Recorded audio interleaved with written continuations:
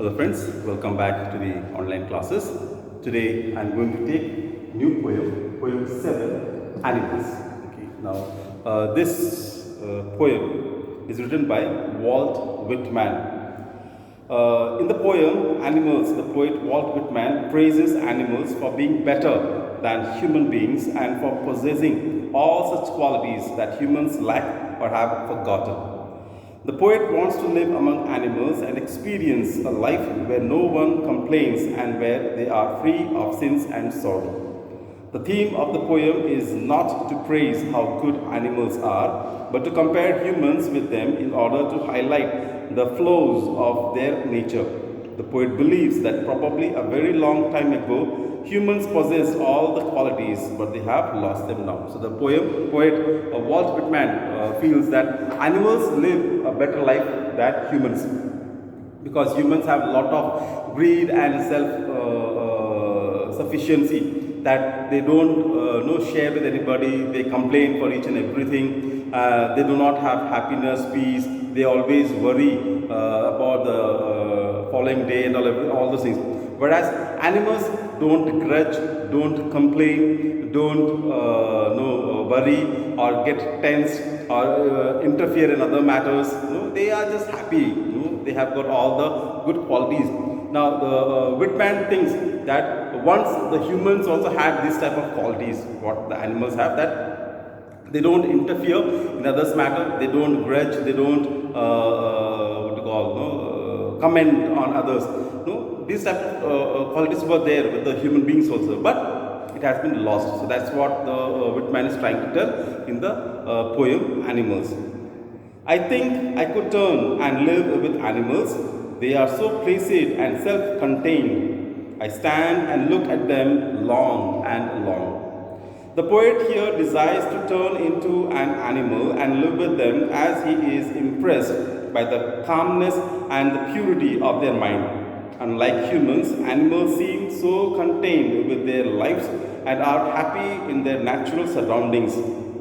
The simple lives of animals help them maintain self-control and their rationality. He stands and looks at them for a long time. In phrase long and long, the implied meaning is the longing that the poet feels for these two qualities in human beings. Now, the poet desires that he want to live with the animals, because they are self-contained. They live happily, whereas human beings are not. They are full of greed. They want more and more, and that because of that they even fight with each other and kill each other. Want of things, greediness makes that. Whereas animals are not. They are happy with whatever they get, and they don't go kill each other. They maintain a kind of a discipline, a kind of a peace. They do not sweat and whine about their condition. They do not lie awake in the dark and weep for their sins. They do not make me sick discussing their duty to God. The poet is quite happy with the fact that animals do not make complaints and cry about their conditions like humans. They eat and sleep peacefully as they have nothing to worry about, while humans, because of their wrong actions, are unable to do so and thus cannot sleep without worrying about them. Humans, even after committing sins, talk about God and rightness, while animals are simple creatures and they do not need to worry about praying to God. The poet here means that since animals are so pure, they do not pray to God for forgiveness or ask God to fulfill their desires like humans. So the poet says that they are quite happy. Animals are quite happy. They don't make any sort of complaints or cry about their conditions like humans. Whereas humans, they are always crying that I did not get this. I prayed to God. They complain to God that I prayed for this and that, but you did not give. They complain to other people that I was working very hard, but the officers are not happy with me. They are always punishing me, all sorts of things. They even commit sins, and then they sometimes beat somebody or they steal something, and then they feel sorry about it. Why I did so? Why I happened to do this? I should not have done this. They complain, that I am a sinner and all those things. Whereas the animals don't complain all sorts of things. Not one is dissatisfied, not one is demented with the mania of owing things. Not one kneels to another, nor to his kind that lived thousands of years ago. Not one is respectable or unhappy over the whole earth. Animals do not possess material things like humans, and they are happy and satisfied without all the worldly items, the desire of which has affected human beings very badly. This desire to own things has been called madness by the poet. Animals are free from the habit of praying to their ancestors. When the poet says not one is respectable, he means that since all of them are equal, there is no question of respect to say some and insult to others.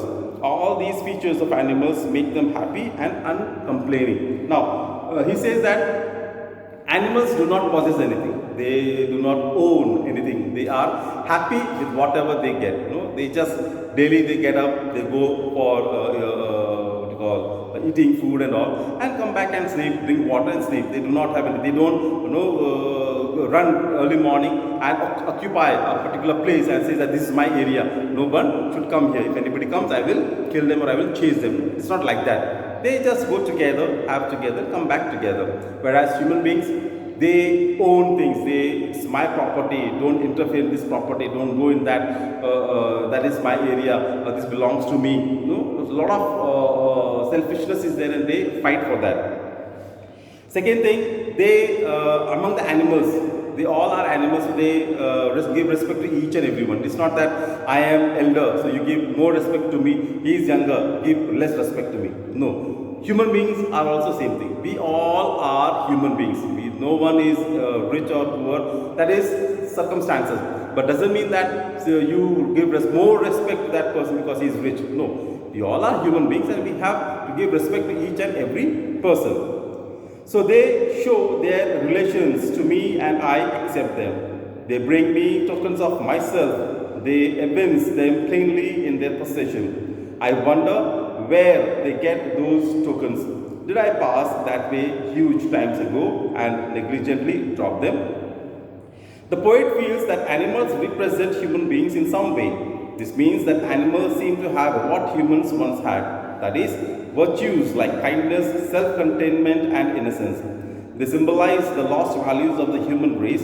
He believed that civilization has corrupted human beings, and instead of teaching values to them, it has taught them greed. He believes in this poem that humans dropped these virtues a long time ago and have forgotten them. So he says that animals and the humans have got some relationship. And he says that what animals have, that kindness, the virtues of kindness, love, and innocence, and all these things. It was there once for the human beings, and it looks like as if they have lost somewhere. And the animals took it, and they are living happily, and that's the reason that the writer, the poet, wants to live with them. I believe you might have understood the poem. Thank you. Have a nice day.